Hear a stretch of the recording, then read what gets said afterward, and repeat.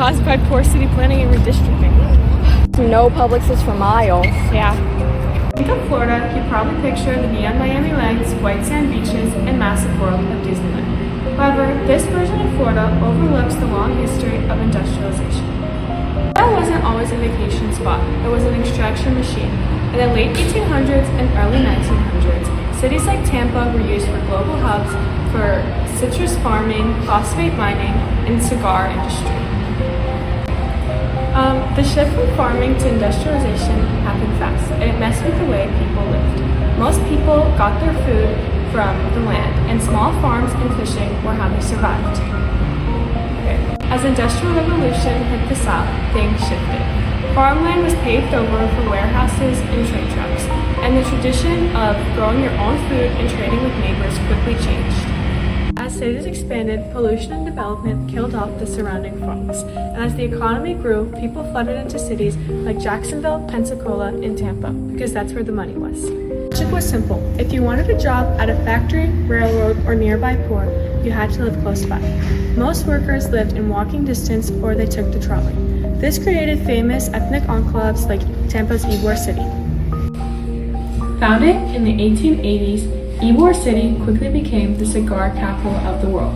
Although people in neighborhoods like these were very supported, it also created a new kind of dependency, where people strictly relied on the economic mercy and districting to know if they would have a source of food.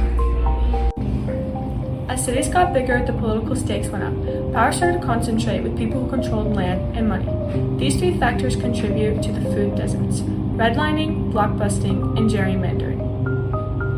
Redlining is when banks and governments would draw red lines in around neighborhoods that they deemed hazardous. This was almost always a minority or low-income neighborhood.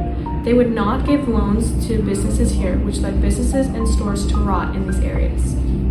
2, 1. Blockbusting is when real estate agents would scare white homeowners into selling their houses because the neighborhood was changing. Then they would resell those houses for high prices to marginalized groups. Gerrymandering is when politicians would draw voting districts to make it so marginalized groups had almost no say in the government. Gerrymandering is when politicians would redraw district lines to make sure that poor industrial neighborhoods would have almost no say in the government. This meant that money stayed in the green line suburbs, and in the urban core they were starved of cash, meaning they would have no loans to fix their buildings or build their businesses, and the local economy would tank.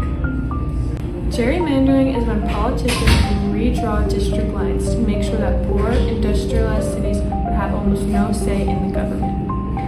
Welcome, Simvara. Hi guys!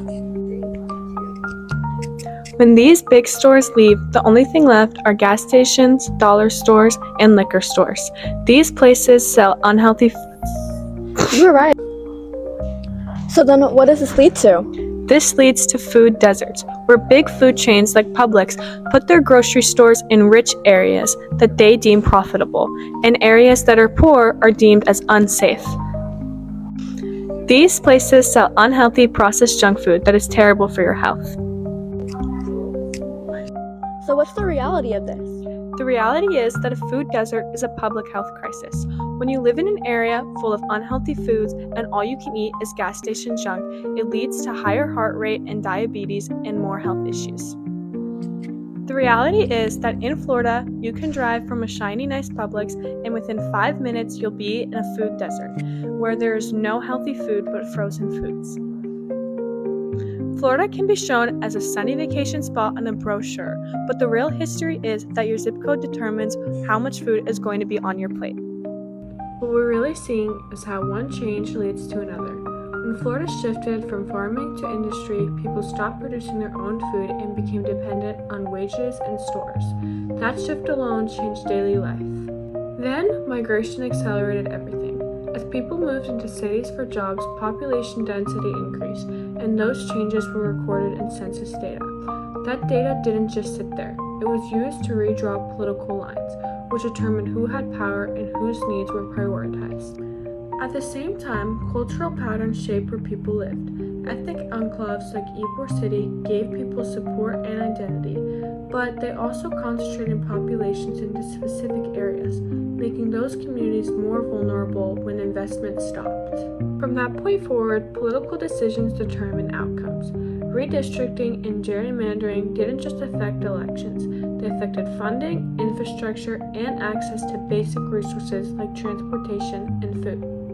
And that leads directly to urban land use. Cities only function when infrastructure connects people to resources. When roads, public transport, and planning are neglected, entire neighborhoods become isolated, not by distance, but by lack of access. So, the food desert isn't just about missing groceries. It's the final result of economic shifts, migration, cultural patterns, and political decisions all stacking over time. The reason all this matters is because it's still shaping Florida today, not in the past, but right now. You may be wondering what to do with this information. Start paying attention in your own city. Notice where grocery stores are located and where they aren't. Ask why some areas have options and others don't. But more importantly, take action in your community. Organizations like Metropolitan Ministries in Tampa work directly to fight food insecurity by running food pantries, distributing meals, and supporting families in need. You can volunteer, donate, or even organize drives through your school. You can also partner with groups like Feeding Tampa Bay, which distributes millions of meals across the region, or Second Harvest Food Bank of Central Florida, which serves communities across Central Florida.